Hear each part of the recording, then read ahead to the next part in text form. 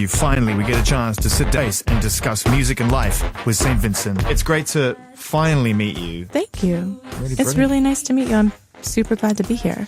So, Brit Awards, nominated at that particular award ceremony.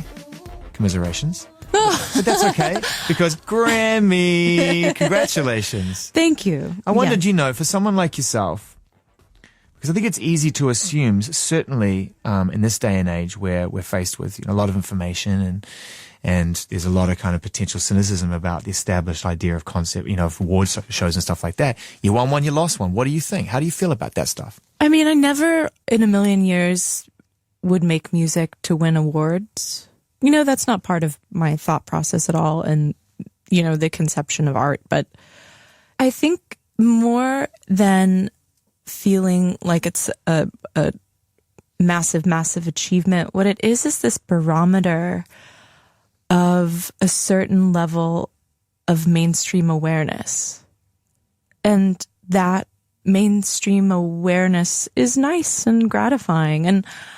And I also, I just felt really glad to be at the nexus of a lot of pride from my family and friends. It's a lovely observation, I think people forget that artists have cheerleaders.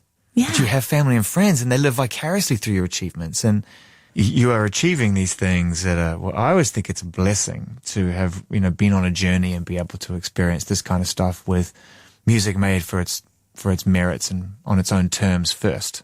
And you'll always do that. I'm not saying you haven't, but I'm saying to achieve this now, having learned what you've learned, been on the journey you've been on and still wanting to do it, irrespective of whether it had happened or not, it kind of must make it almost that much more bittersweet. You know what? I don't feel bittersweet about it. After I won, I just took a little moment to think about everything I've done in my life, all the touring I've done and all the records I've made, and I guess all the people that I've met along the way. And I wrote a little essay, just a little thank you to fans.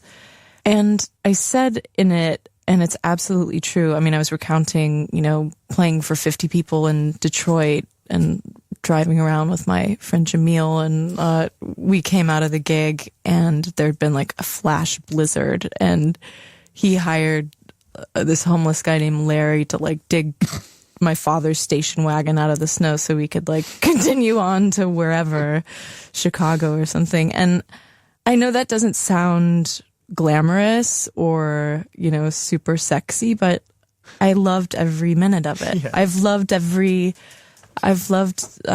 highs and the lows, and I feel grateful for all of it. I really do.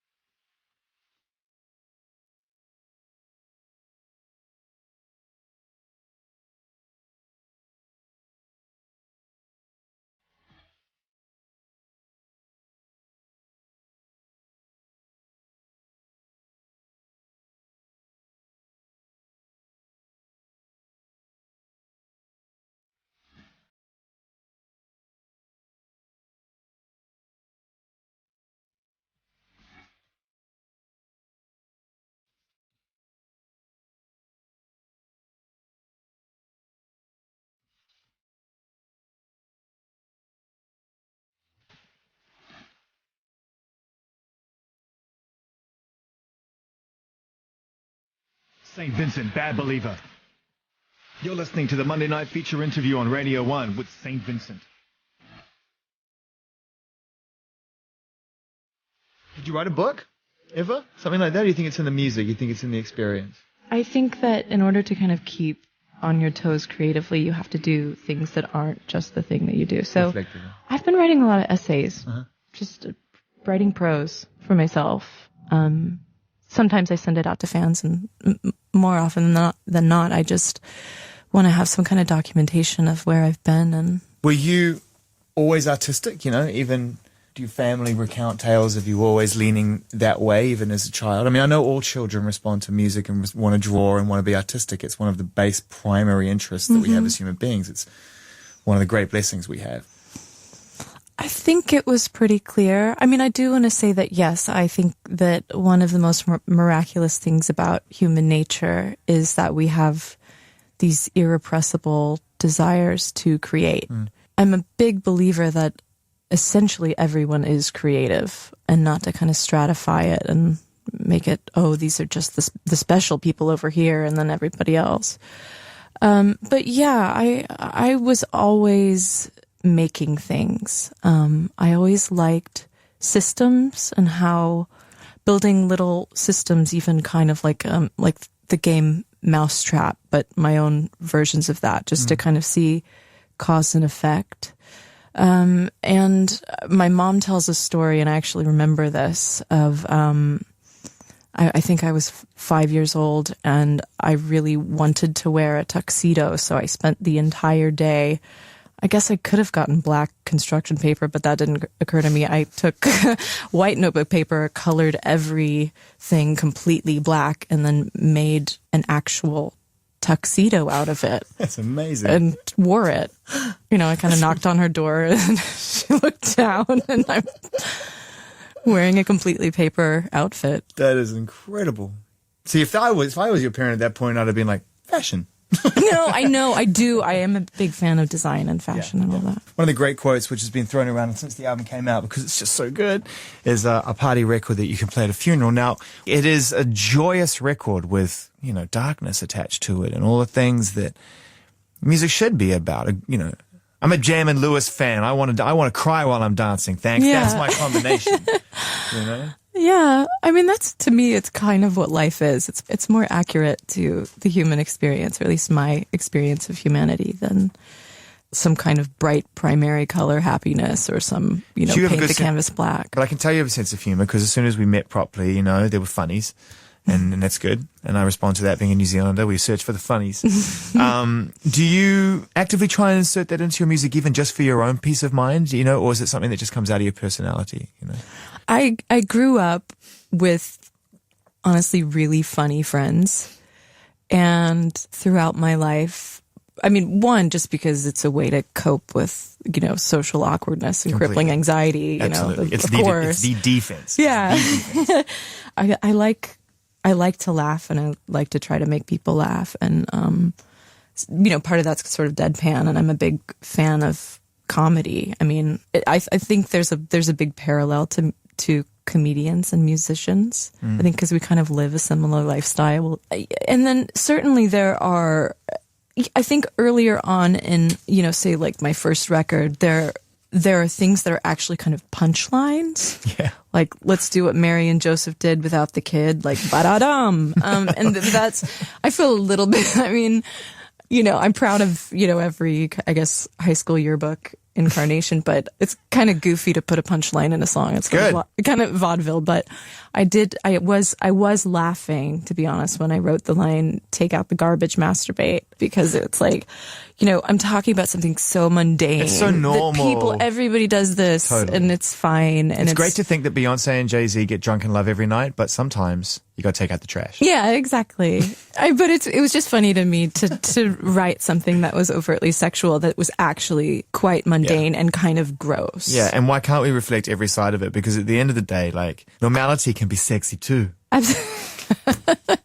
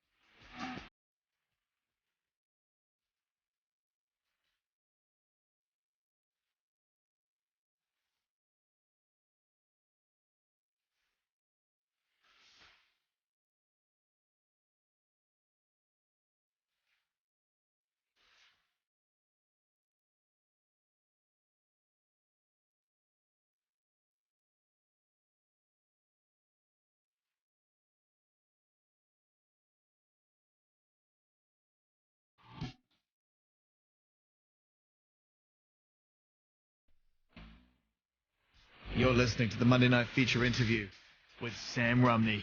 No, I'm just kidding. With St. Vincent. You know, that one of the great things, and you know, when I've seen you perform live, and what's amazing about it is that it's so joyous for the crowd. You know, it's such a joyous experience for the crowd to see you and your band finding that groove and finding that way to present that review in your own way. It must have been amazing to see that transform over the tour. It was so fun. I mean, it was so fun putting the show together and conceptualizing it. Again, it's that idea of, you know, having a vision and then getting to involve other really brilliant people in terms of execution. And God, and theatricality is just, I mean, that's a terrible word sometimes if you throw it around, certainly in the context of music, because it's just a little bit sort of like, you know, yeah, sure. But, you know, just a little bit of, you know, bringing that sense of drama to the stage, subtle or otherwise at times. God, sometimes people just want a show. I want a show. And I mean, show. It doesn't have to be, you know, jazz hands and pyrotechnics, but I mean, even seeing a band like Swans is one of my favorite bands to play, to see ever. And it's a great show because when Michael gets up on stage and he's yelling at people like an abusive alcoholic dad, like there's a level of commitment to the task. Totally. And its own brand of theatricality. I mean, I'm not sure how much it's put on or if he's just but really... who cares? That's the point. Yeah. And then it's monolithic and it's powerful. I mean, it depressed me when John Lydon had to come out and say the thing people missed about the Sex Pistols was that we put on a show. Now, that's a bummer because he had to demystify it in order to get his respect. Yeah. That sucks because you just want to be able to go, great show, right?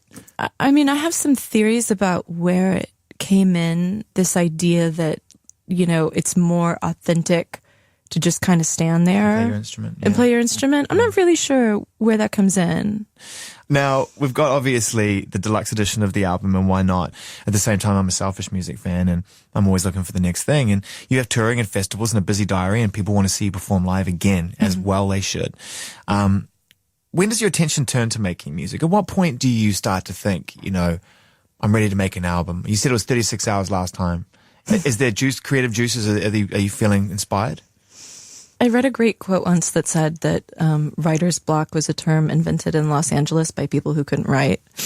I think it's true. Like, I mean, for me, I feel very lucky. It's, you know, it's just like music is just such a self-fulfilling prophecy. The more you do, the more is in your head. Yep. You know, you turn on the faucet and then there's just more water coming out. Mm-hmm. For me, I mean, I wake up every morning with music in my head. Amazing. And I mean, maybe 7% of it is good or interesting or worth it. But it's leading you there. But I have hours and hours and hours of ideas that I get that I haven't had, to be fair, I haven't had much of a chance to kind of dig in and do my, put on my lab coat and start sorting through things. But it's not anything that I can ever turn off, and nothing I would want to turn off.